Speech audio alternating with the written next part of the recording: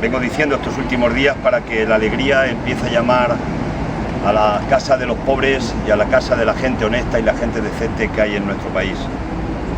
Y especial y particularmente a la casa de las clases trabajadoras, que son las que más están sufriendo las consecuencias de estas políticas depredadoras que está haciendo el capitalismo, que están haciendo las políticas neoliberales, además de deteriorar nuestra democracia con esta institucionalización de la corrupción que han hecho los gobiernos del Partido Popular.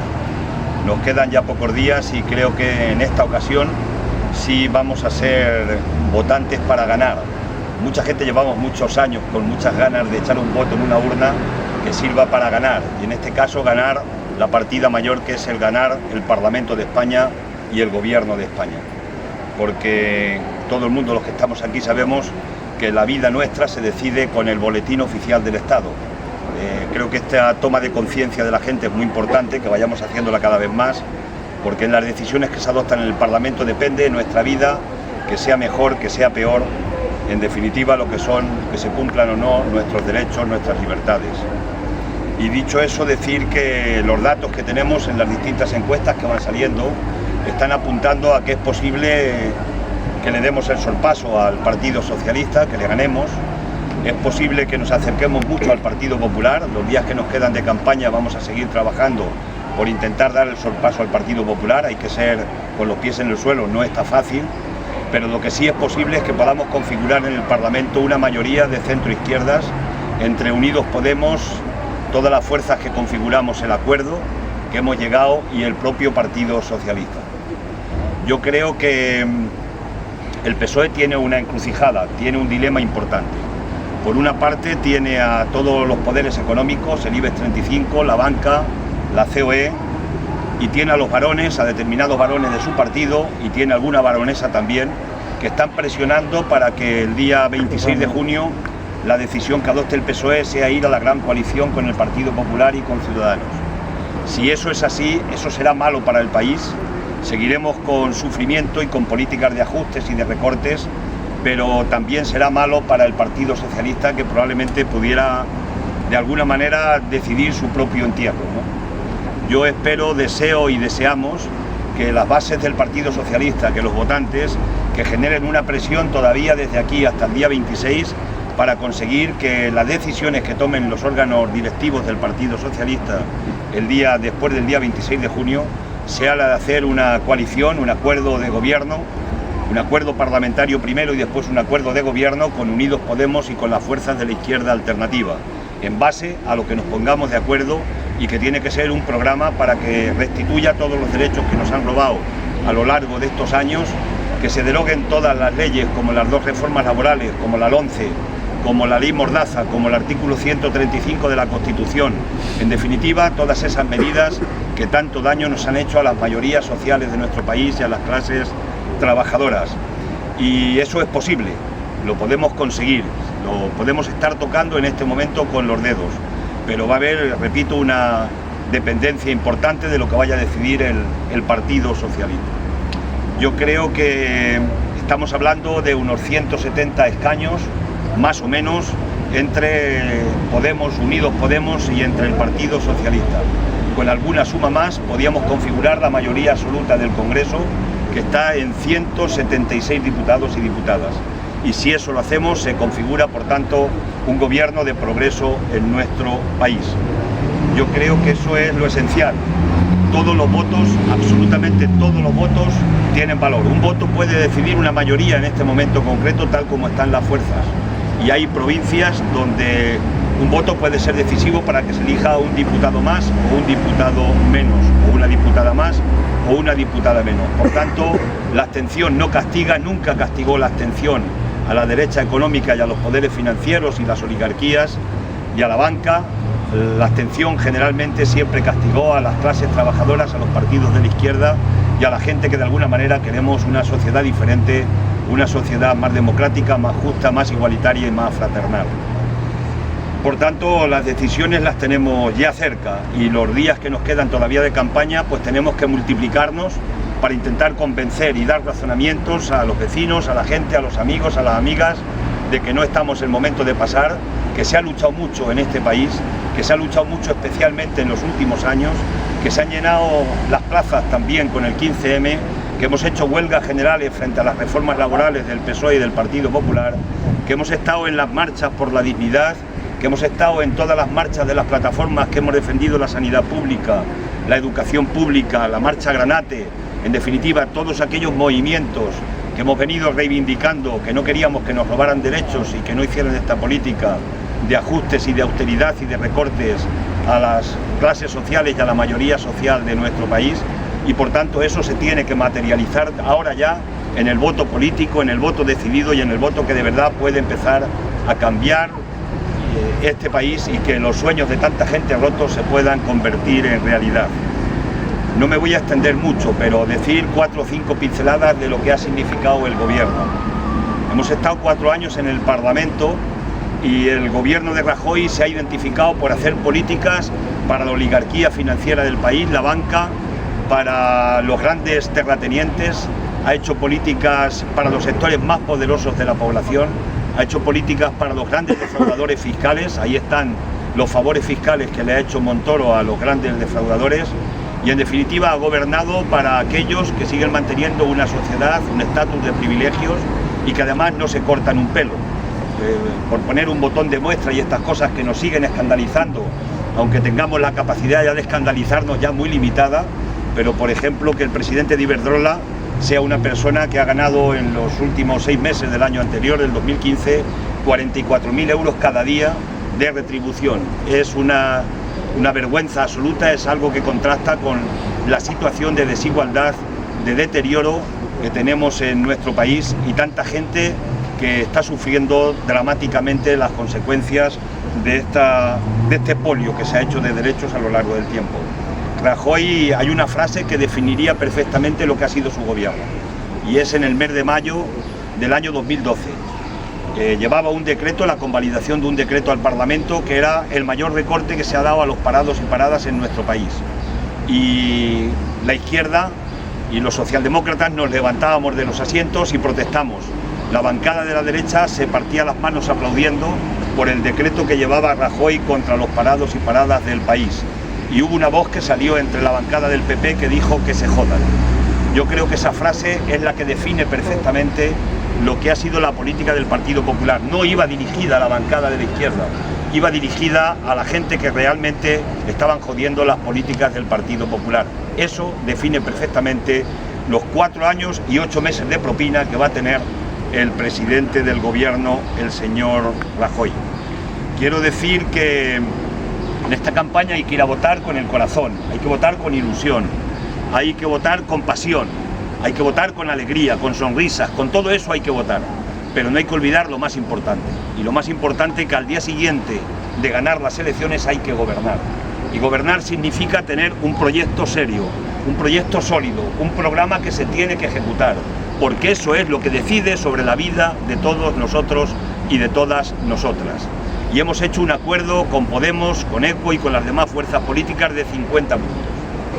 Todos tenemos programas de 400 o 500 medidas, pero nos hemos puesto de acuerdo en 50 cosas. Esas es las que tenemos que empezar a aplicar en el Parlamento al día siguiente de tener la mayoría.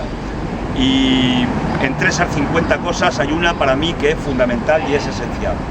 Yo soy enemigo de las demagogias en las campañas, porque la demagogia siempre provoca después la frustración de la gente. Y lo primero que necesita el siguiente gobierno es dinero para poder aplicar las políticas sociales, las políticas de renta mínima garantizada, las políticas de inversión en la economía productiva, las políticas de empleo y en definitiva las políticas que tienen que restituir todos los derechos que nos han quitado a lo largo del tiempo, las políticas que tienen que restituir a los profesores, a las profesoras, a los enfermeros, a las enfermeras, a la gente que se han ido cargando por la vía de cada 10 plazas que se jubilaban solamente cubrir una plaza. Por eso hoy los jóvenes y las más jóvenes que estáis haciendo oposición a plazas, hay tan poca convocatoria de plazas porque han decidido cargarse una parte fundamental del bienestar social de nuestro país y que está íntimamente relacionado o directamente relacionado con la educación, con la sanidad, con los servicios sociales, con la ley de dependencia. Por tanto, cubrir todas estas plazas, hacer todas estas políticas, se necesita dinero. Y la gran pregunta es, ¿hay dinero? Y la respuesta que hay que dar en estos días, repito, es sí hay dinero. porque hay 80.000 millones de fraude fiscal, dicho por la agencia tributaria del país, que se está defraudando al conjunto de ciudadanos y ciudadanas por aquellos que están defraudando y que no pagan los impuestos que tienen que pagar. El 73% de esos 80.000 millones los están defraudando las grandes empresas, los están defraudando las grandes fortunas. No lo defraudamos la inmensa mayoría de los trabajadores y trabajadoras, ni mucho menos la gente que está parada, ni mucho menos la gente que tiene una pensión de 800 euros, ni mucho menos la gente que está teniendo en este momento alguna renta de sustitución o algún salario social. El fraude lo están provocando los más ricos de este país. Son los que se llevan el dinero a Panamá, son los que se llevan el dinero a las cuentas de Suiza, son los que presumen de patria porque llevan una banderita puesta en la pulsera, pero que la patria la desprecian completamente porque nos desprecian a la mayoría de la gente, porque se llevan los recursos a otros países para evadir dinero. Y luego hay que hacer una reforma fiscal progresiva, de tal manera que se cumpla lo que dice el artículo 31 de la Constitución, que dice que cada uno y cada una tenemos que pagar en función de lo que ganamos y en función de lo que tenemos. Y con esas dos vías de recursos, de ingresos en la hacienda pública, es con lo que se pueden conseguir los recursos para reducir el déficit, pero sobre todo para hacer políticas en la economía productiva, de inversión, repito, en políticas de empleo, etcétera. Eso es esencial y es fundamental.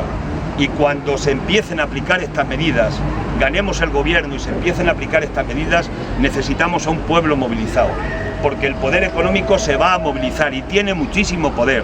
Es cuando realmente nos vamos a encontrar el poder que hay enfrente. Y eso lo tenemos que combatir con el movimiento obrero organizado, con las plataformas, con las asociaciones, en definitiva, con toda la gente que realmente quiera apoyar y debe apoyar lo que sean las medidas del siguiente gobierno que tenemos que tener en España. Porque si no hacemos eso, nos ganarán, después de ganar las elecciones, nos ganarán la partida. Y eso quiere decir que hay que comprometernos. El compromiso no es una vez ir a votar, sino que el compromiso es estar, es participar y es participar en el tiempo que nos ha tocado vivir, tengamos los años que tengamos en nuestra sociedad. Dicho todo esto, quiero decir que en los que nos quedan, los días que nos quedan de campaña, van a agudizar la política del miedo. El PP ya ha centrado la campaña, primero en Venezuela, después en Grecia, y parece como si las elecciones estuvieran en Venezuela o en Grecia. Sin embargo, hay que decir que quien nos quiere llevar a la situación griega se llama Mariano Rajoy. Si siguen las políticas de recorte y de ajuste duro, nos llevarán a la situación griega, porque a Grecia no la llevó Alexis Tsipras a la situación que tienen, la llevaron los gobiernos conservadores que hubo anteriormente, los homólogos de Rajoy, y la llevaron también los homólogos de la socialdemocracia española. Esos son los que condujeron a Grecia al callejón, y ahora, si les dejamos, seguirán conduciendo a Grecia hacia el callejón. Y en Venezuela, un detalle que no se cuenta y no se dice: Venezuela hay un 7,4% de paro, aquí tenemos un 21%. En Venezuela tiene una deuda del Estado pública del 34%, aquí tenemos el 100% de deuda. Lo digo por comparar datos. En Venezuela hay desabastecimiento en las zonas pobres, porque las multinacionales han decidido desabastecer a una parte del pueblo para que fracase el proceso de transformación en Venezuela. Pero en los barrios ricos, en nuestras calles Salamanca de Venezuela, en esos no hay desabastecimiento de establecimientos públicos. Ahí la gente no tiene dificultades para ir a comprar. Pero Venezuela, y ahí están las claves, es el primer país en riqueza petrolífera del mundo. Está 10 veces por encima de Arabia Saudí. Venezuela es el segundo país que tiene más minas de oro del mundo. Y ha aparecido, yo diría que el gran elemento por el cual las multinacionales del imperio norteamericano, que sigue existiendo a pesar de que algunos los niegan, le interesa. Ha aparecido probablemente la mayor mina, el mayor yacimiento de coltán de todo el mundo. Y el coltán ya sabéis que es lo que se utiliza para toda la tecnología que tenemos en este momento de móviles y todo lo que está relacionado en ese sentido. Por tanto, es un país de mucha riqueza donde los ojos están puestos de las multinacionales, especialmente norteamericanas. Hay un dicho que decía, un adagio viejo, que decía: lo peor que le puede pasar a un ciudadano es nacer en un país donde haya algo que le interese a los Estados Unidos. Está jodido, porque al final terminarán por ir a por ello, ¿no? A Extremadura no vienen los americanos a buscar nada, pero sí han ido, por ejemplo, a Irak, se han ido a Libia y se han estado también enredando para que tengamos el conflicto humanitario más importante desde la Segunda Guerra Mundial en esta Europa indiferente que ha estado mirando para otro lado y sigue mirando para otro lado con el drama de los refugiados. Por tanto, Los problemas los tenemos aquí, aquí es donde hay que dar las alternativas, aquí es donde hay que dar las soluciones y hay que olvidarse un poco de esa situación. Pero un dato curioso, no nos hablan de Francia, no se abren los telediarios con Francia, no salen las portadas de los periódicos hablando de Francia. ¿Y por qué no nos hablan de Francia? Con el fútbol mucho. Si la tenemos a la vuelta de los Pirineos, sí, nos hablaron, que subía el río Sena. Eso nos contaron, pero no nos decían que subían las calles las huelgas de los trabajadores y trabajadoras franceses. ¿Y por qué no nos hablan de Francia? Pues mirar, en Francia están reivindicando los trabajadores y trabajadoras que no quieren que les roben la jornada de 35 horas que la tienen conquistada desde hace muchos años el movimiento obrero y la izquierda francesa. No quieren que sepamos que en Francia hay un salario mínimo interprofesional de 1.465 euros, mientras que en España lo tenemos en 655 euros. Y no quieren que sepamos que en Francia hay un 10% del paro y aquí tenemos un 21% del paro. Y la pregunta sería, ¿cómo es posible que la clase trabajadora francesa, con las 35 horas de jornada, con ese salario mínimo interprofesional, los salarios más altos que aquí, y con ese poco paro que tienen comparado con el nuestro, cómo es posible que estén las calles incendiadas en Francia? Porque les quieren aplicar una reforma laboral, que es la misma reforma laboral que nos aplicó el gobierno de Rajoy aquí en nuestro país. ¿Y por qué no lo sacan? Porque no quieren que nos contagiemos. No vaya a ser que a los sindicatos españoles les dé por decir, joder, si nosotros estamos peor que los franceses, y los franceses están en la calle movilizados frente a las empresas y frente al poder económico, ¿por qué no nos vamos a movilizar nosotros y vamos a organizarla también para intentar de alguna manera reivindicar elementos fundamentales? Aquí ya sabéis que tenemos las 40 horas, pero las 40 horas no se cumplen en muchos sectores de la economía española. Aquí hay gente que está trabajando bastante más de 40 horas y hay un tercio de los trabajadores y trabajadoras de este país que están cobrando por debajo del salario mínimo interprofesional de 655 euros. Y uno de cada dos salarios en esta España de hoy, uno de cada dos, está por debajo de 1.000 euros. Luego se lamentan los autónomos y los comerciantes de que no pueden vender el producto, pero no lo pueden vender sencillamente porque la clase trabajadora no tenemos poder adquisitivo para comprar el producto que producen nuestras empresas, y ese es uno de los problemas centrales y esenciales que tiene nuestra economía. Por tanto, hay que organizarnos cada vez más, hay que estar atentos, hay que movilizar el tiempo que nos queda, no hay que hacer caso de las acusaciones